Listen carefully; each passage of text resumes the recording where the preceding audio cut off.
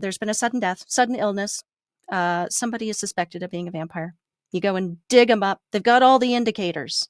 What are ways of solving this problem? What were ways of ending the vampire at this point?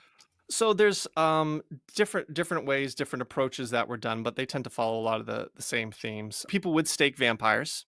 They would drive a stake into the heart in some places, in Mhm.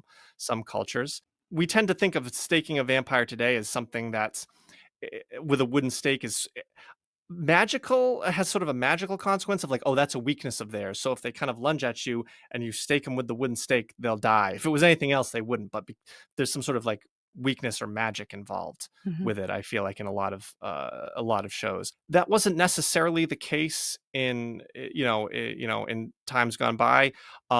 In some of the accounts they talk about they drove a stake through the vampire, pinning it to the ground. Is the words used sometime. So really the idea was that the stake would go through the vampire and stick them to the ground underneath them, so then they couldn't actually like get up. um Okay. so it was kind of a physical thing you were doing, a practical thing, like I'm going to pin it down to the ground.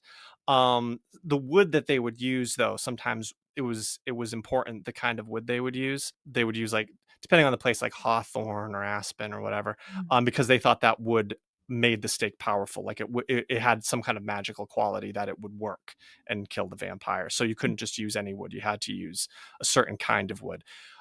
The hypothesis is that the wood has associations to the crucifixion, and so it had sort of a religious connotation and thus a religious authority to it. So staking the vampire through the heart, or sometimes they would use, some places would use iron and stake it through the stomach or something. They might cut off the head, cut apart the vampire, that kind of thing. A lot of things to destroy the corpse. Yeah. That was really, kind of what they were looking to do, destroy it in various ways. In some places, they would try different things in the stories, and it didn't work. And if it really didn't work, or they were really serious about things, they would burn the vampire to ashes. That was always like the end go to. This is the last resort. This is what we're going to do. Some in some stories they start with that. There's, oh, we just burn it to ashes. Mhm. In other places they might try a few other things and then burn it to ashes. But the total destruction of the body.